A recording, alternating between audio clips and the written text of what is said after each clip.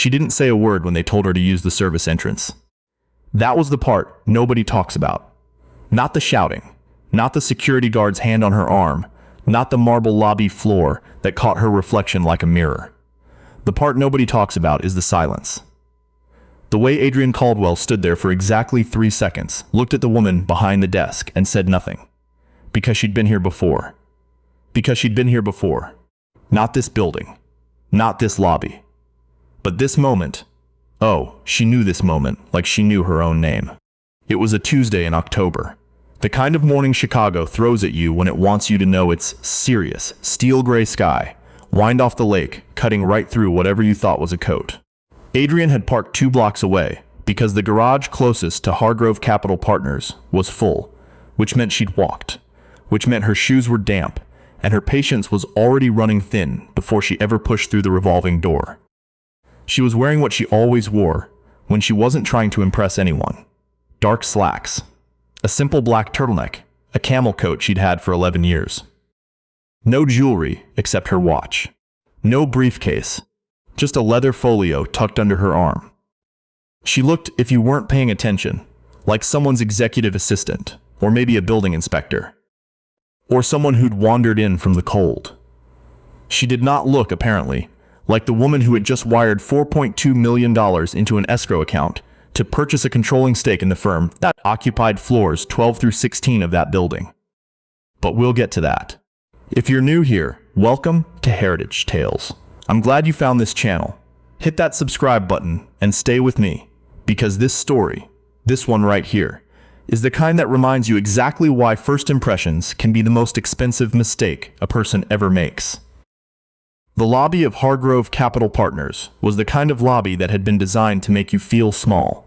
Travertine floors, a ceiling that went up 3 stories for no reason other than to go up 3 stories. The reception desk was a long curve of brushed steel and frosted glass, and behind it sat a young woman named Courtney, blonde, polished, the kind of person who'd been trained to smile at everyone and see only some of them. Adrian walked in. Courtney looked up. The smile didn't come. "Can I help you?"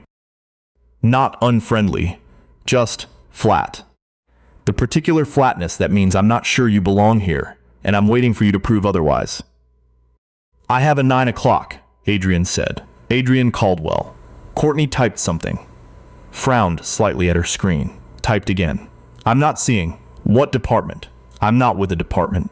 I'm meeting with your managing partners, Bowen Hargrove and Cecil Pruitt." The frown deepened.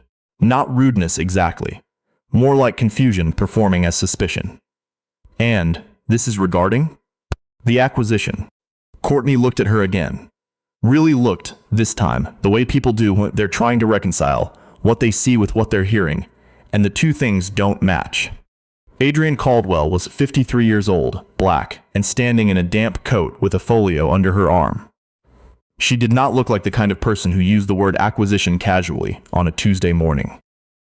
"One moment," Courtney said. She picked up her phone, turned slightly away, spoke quietly. Adrian watched a couple of men in suits cross the lobby behind her, both of them clocking her for a half-second before looking away. Then the elevator opened and a man came out. Mid-40s, buzz cut, security badge on a lanyard, moving with the particular energy of someone who had decided before he arrived what was going to happen. His name, Adrian would learn later, was Doug Petrie. He'd been with the building's contracted security company for 6 years. He'd received a complaint, he said. Someone had seen a woman lingering in the lobby. She had been there for 90 seconds. "Ma'am." He stopped in front of her, not close enough to touch, but close. "I'm going to need you to step over here." Adrian looked at him. "I have a meeting, I understand that. If you'll just step over to the side." "I'm not going to step to the side. I'm standing in a lobby waiting to be shown to a conference room. That's all I'm doing." Something shifted in Doug Petrie's face. Not anger yet. Just recalibration. The moment a person decides they've been challenged and chooses how to respond to that. He chose poorly. "Ma'am, I've had a report that you've been causing a disturbance. I walked in 9 minutes ago. I have not raised my voice. I have not touched anything. I have not spoken to anyone else." She said it evenly, not loudly. "So whatever report you received, I'd like to understand what specifically you were told. Because I'm standing here trying to understand how me standing here is a disturbance. The lobby was not empty. There was a man near the elevators, pretending to look at his phone. Two women at a side table with coffee cups had stopped their conversation. Courtney behind the desk had gone very still. Doug Petrie said, "I'm going to have to ask you to leave." And there it was. Not a question, not a verification, not even a conversation. Just leave. Adrienne Caldwell had grown up in Evanston, Illinois, the daughter of a mail carrier and a school teacher. She'd put herself through DePaul on scholarships and work study, spent her 20s at a consulting firm learning how money moved, spent her 30s building a real estate portfolio from a single duplex in Pilsen that she'd bought for $180,000 and mortgaged down to the studs to afford. By 40, she owned 11 properties. By 45, she'd pivoted into private equity, quietly, methodically, the way she did everything. She didn't have a publicist. She didn't do interviews. She didn't have an Instagram or a LinkedIn that would tell you what she was worth. She liked it that way. She stood in the lobby of Hargrove Capital Partners, and she thought about all of that. And then she said, very quietly, "I'm not leaving." Doug Petrie's jaw set. What happened next took maybe 45 seconds, and it felt like it took an hour. He reached for her arm. She stepped back. He followed. She said clearly, for the room, "Do not touch me." He told her she was trespassing. She told him she was a guest. He said she needed to come with him. She said she was calling her attorney. And then his hand was on her arm. Not violent, technically, but firm. The particular firmness of someone who has decided that the argument is over and the physical world will now settle what words couldn't. And he was steering her toward the door. The man near the elevators had his phone out now. Not pretending anymore. Courtney said, "Doug," in a way that suggested she was not sure this was a good idea, but was not going to be the one to say so. Adrienne did not fight it. She let herself be moved toward door because, and she understood the calculation. Fight, and the story becomes about the fight. Don't fight, and the story stays about what it was actually about. At the door, Doug Petrie said, "You can reschedule through the proper channels." Adrienne looked at him. She looked at Courtney. She looked at the man with the phone, who lowered it slightly when she met his eyes. She said, "This is going to be an interesting day." And she walked out. Now, before we go any further, I want you to hit that like button if you've ever been in a room where someone looked right through you. You know the feeling. That moment where you realize the problem isn't anything you've done. The problem is what they've decided you are before you opened your mouth. We'll be right back in this story in a moment, but I need you to know that what happens next. I promise you, it's worth staying for. She stood on the sidewalk outside the building. The wind off the lake was worse now. She took out her phone and called her attorney, a man named Vincent Okoro, who had been practicing corporate law in Chicago for 22 years, and whose voice, when she told him what had happened, went very quiet in a way that meant he was thinking several things simultaneously. "You still have the 9 o'clock?"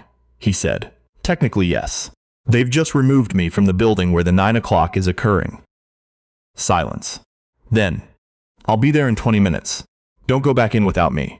She didn't. She found a coffee shop half a block away and sat at a window table and drank a black coffee and watched people walk past in coats and thought about a lot of things. She thought about the duplex in Pilsen, which she'd sold 6 years ago for $740,000.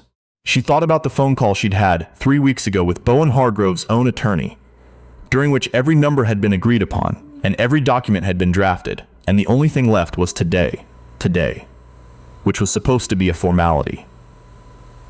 Signatures. Handshakes. The kind of morning that is supposed to be boring, because everything interesting has already happened. She thought about the man with the phone and whether he'd been recording. He had been. Vincent Okoro arrived at 9:23. He was a tall man in a charcoal suit who had the particular quality of looking like he was already 3 steps ahead of whatever room he was walking into. He listened to everything she told him on the walk back to the building, and he did not say much. And when they walked through the revolving door together, Courtney behind the desk went pale in a very specific way. Doug Petrie was not in the lobby. Courtney said, "Miss Caldwell, It's fine, Adrian said. It wasn't an absolution, just a statement of fact. We have a 9 o'clock. Can you let Mr. Hargrove know we're here? What came next happened in stages, the way consequences usually do. Not all at once, but in waves, each one a little larger than the last. Bowen Hargrove came down from the 15th floor himself. He was 61, silver-haired, the kind of man who'd been handsome in his 40s, and had settled into distinguished in a way that still worked for him. He saw Adrian and Vincent standing in the lobby, and his face did something complicated. A calculation, a comprehension, and then a kind of stillness that looked like control but was actually the opposite of it. Adrienne, he said, I just heard. I'm so sorry, there was a miscommunication, she said. He paused. Yes. Exactly. We can talk about it upstairs. They went upstairs. The conference room on 15 was glass on 2 sides, with a view of the river and the skyline beyond it. And there were 6 people already seated at the table, attorneys, a CFO, a compliance officer, 2 partners Adrian had met before. Cecil Pruitt, the co-managing partner, was at the far end and stood when she came in, and his handshake, when it came, had the quality of a man trying to compress a great deal of discomfort into a professional gesture. The documents were already on the table. 47 pages. Everything had been reviewed, negotiated, drafted, and re-drafted over 4 months of work between 4 legal teams. The acquisition was, by any normal measure, already done. They sat. Vincent set his bag on the table and opened it. He placed on the table, in front of every person in the room, a printed copy of a document. It was a summary of the morning's events. Time-stamped. Witnessed, with 3 paragraphs at the end about potential liability under Illinois law regarding unlawful detention and discriminatory removal from a place of public accommodation. Nobody picked it up right away. They all just looked at it. Bowen Hargrove said, Vincent, I want to assure you that what happened this morning does not reflect. It's reflected in the footage, Vincent said pleasantly. Building cameras, and at least 1 private recording. But we can move forward. Adrian would like to proceed with the closing. Cecil Pruitt said, Of course, absolutely. Yes, let's proceed. And they did. They signed 47 pages. They notarized. They dated and initialed and passed folders around the table. And the whole time the document Vincent had placed on the table sat there like a guest. No one had invited, and no one could ask to leave. At 11:47 in the morning, Adrian Caldwell signed the final page of the acquisition agreement.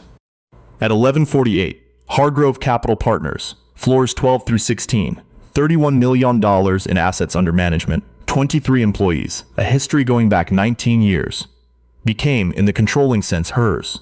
She capped her pen. Bowen Hargrove said, Congratulations. He meant it. That was the strange thing. She believed he meant it. She said, Thank you, Bowen. I'd like to address the staff this afternoon. All of them, including building security. There was a pause. Of course, he said. The video by then was already moving. The man near the elevators that morning, his name was Ted Burrows, and he was a paralegal who worked on the 9th floor and had no particular stake in any of this, except that he'd seen something happen and it had bothered him, had posted a 22-second clip to his personal account at 9:47 a.m. The clip showed Doug Petrie steering a woman toward the door of a building lobby. The woman was calm. The security guard was not. The caption said, Watch this happen at my office building this morning. She said she had a meeting. They removed her anyway. By 2 p.m. someone had identified the building. By 3 p.m. someone had identified Adrian. She was in a borrowed office on the 15th floor, reviewing staffing documents, when her phone started doing the thing phones do when something has caught. She looked at it for a moment, showed it to Vincent, put it face down on the desk. Handle the afternoon first, she said. Everything else later. The all-staff meeting happened in the large conference room at 4 p.m. 23 employees plus building security management.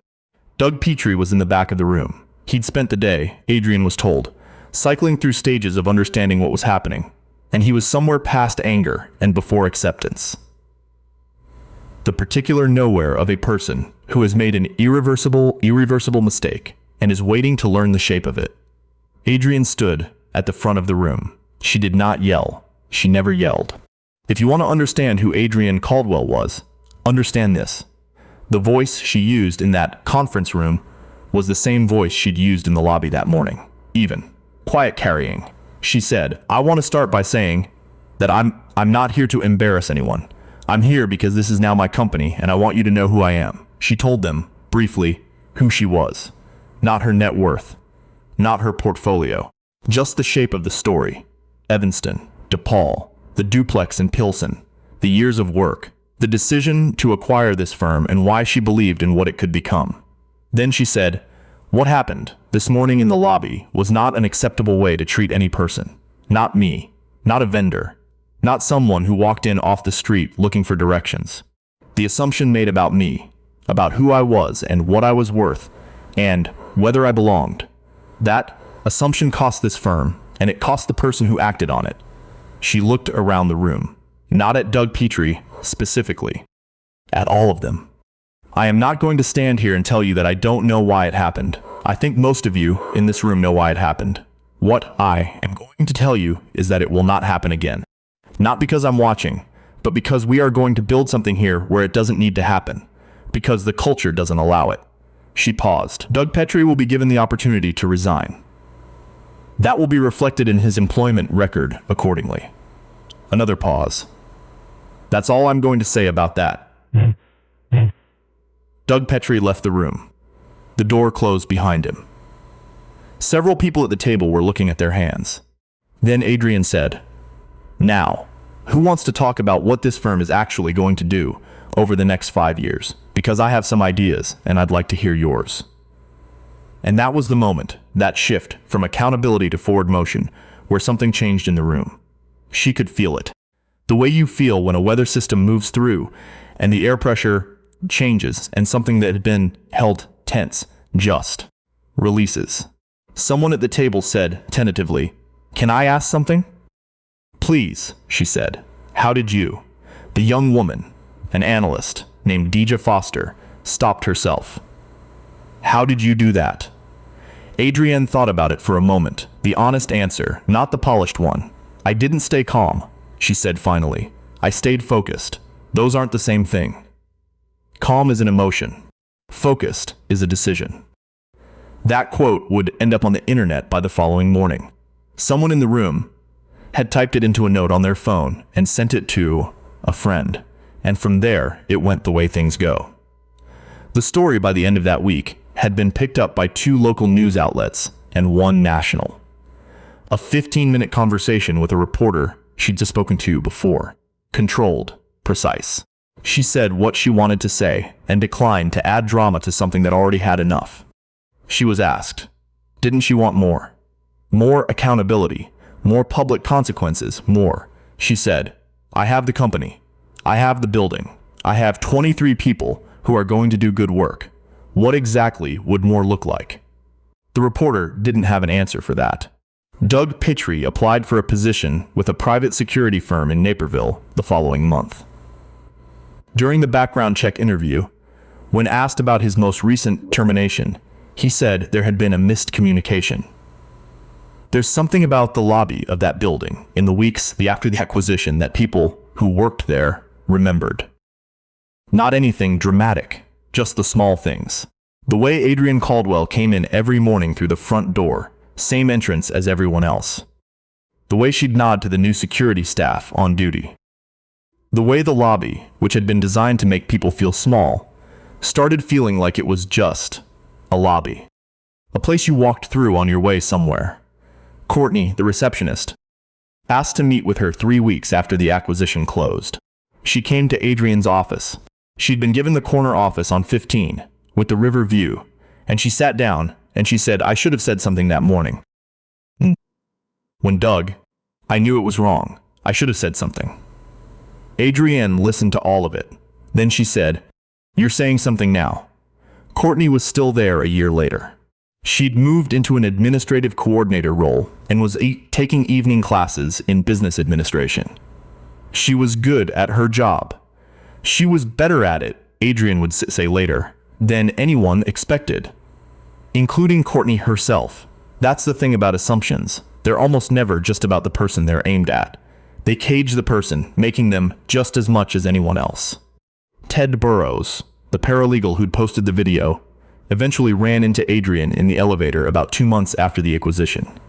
He'd braced himself for some kind of conversation, some kind of acknowledgement of what he'd done and why. She looked at him and said, "You're Ted Burrows." He said yes. She said thank you. That was all. The elevator reached his floor. He got off. He told that story for years. The things worth remembering are rarely loud. They're the silences and the calibrations. And the decisions made in lobbies at 9 in the morning when everything is cold and damp and going wrong. They're the moments where the person who could have fought chose to focus instead. Where the person who could have gloated chose to build. Where the moment that was supposed to reduce someone revealed exactly who they were. And who everyone watching them was, too. Adrian Caldwell bought a firm in October. She walked through the front door every day that winter. She never once used the service entrance. Because the person standing in the lobby in a camel coat, with a damp hem and a leather folio and 11 years of patience, that person owned the building. They just didn't know it yet. If this story stayed with you, share it with someone who needs to hear it today. And if you're new to Heritage Tales, welcome. There are more stories where this one came from. Subscribe, and I'll see you in the next one.